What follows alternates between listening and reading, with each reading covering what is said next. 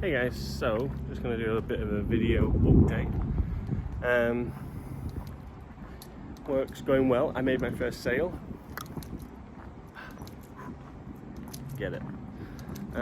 So that's awesome news. I'm really happy about that. So first sale has been made. Decent sized sale as well. So that's great. Also, I'm going to be going to Singapore with work next week, so that's going to be very exciting as well.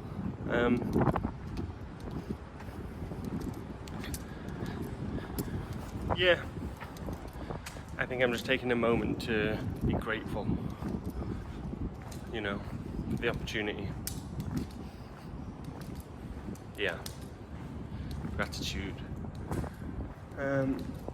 Now that's one thing. I am also today I'm going to go and have a look at a flat that might be not perfect. You know what, and I think that's the best way to look at it. I was thinking about it in terms of money, like can I justify the spend? And I can justify the spend if it's perfect. However, if it's not perfect, then I can't justify the spend. I think that's the best frame or the way to look at it, because if it's perfect, what I thought it was going to be perfect. I thought it was going to be city views, completely not overlooked.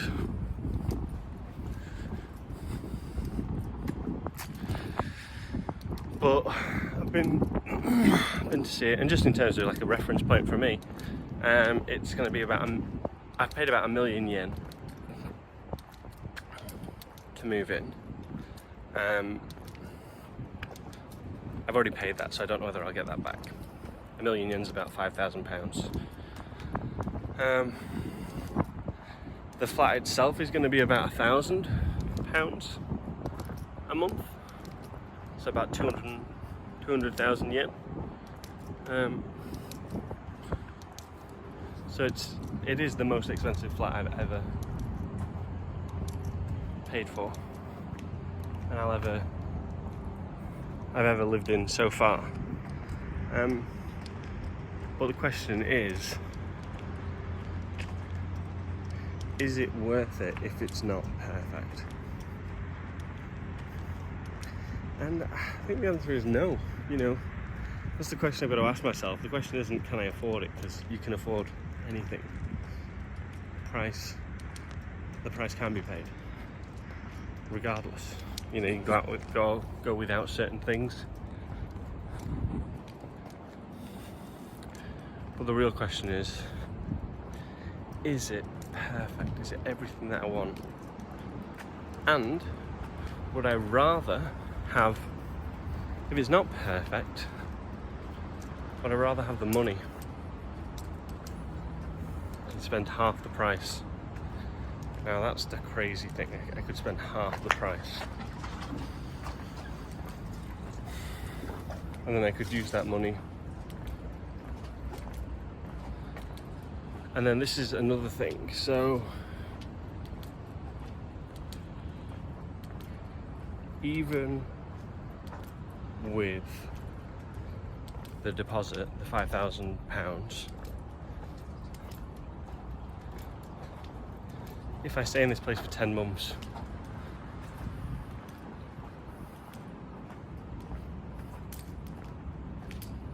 it'll be the same as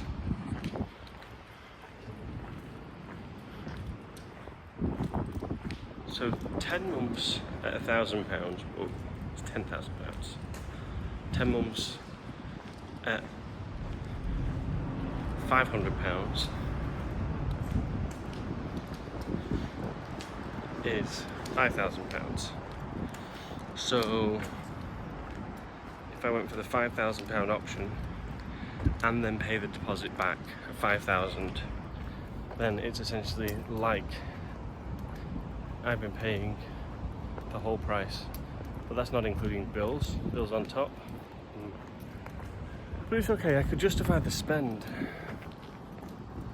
The thing I struggle to justify is if it's not perfect. And I was under the assumption that there were no skyscrapers or there were no bigger buildings in front of my building.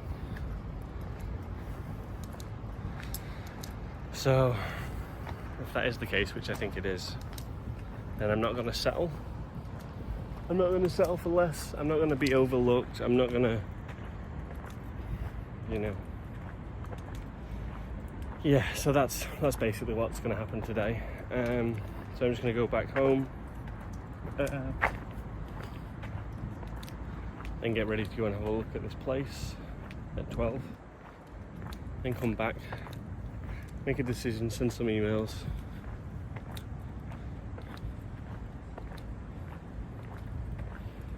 And then go from there. So that's exciting times though, guys, but isn't it? You know, and that gratitude thing, I'm really grateful. You know, I'm grateful that I've made a sale. So commission will get paid once that invoice gets paid, probably in 2 to 3 months. Which means I'll be in overtime pay until then. Alright guys, well, I'm just gonna walk past this guy so I don't stop in the middle of the thought, but I think one thing that is important to me is never settling. Don't settle for something that's not exactly what you want. Alright guys, thanks for watching. That's my little update for the week. I'll be in Singapore next week and I can't wait. And yeah, made a sale, going to Singapore. And well, apparently rainy season has finished, so now it's about to get really hot in Japan. Alright guys, catch you in a bit.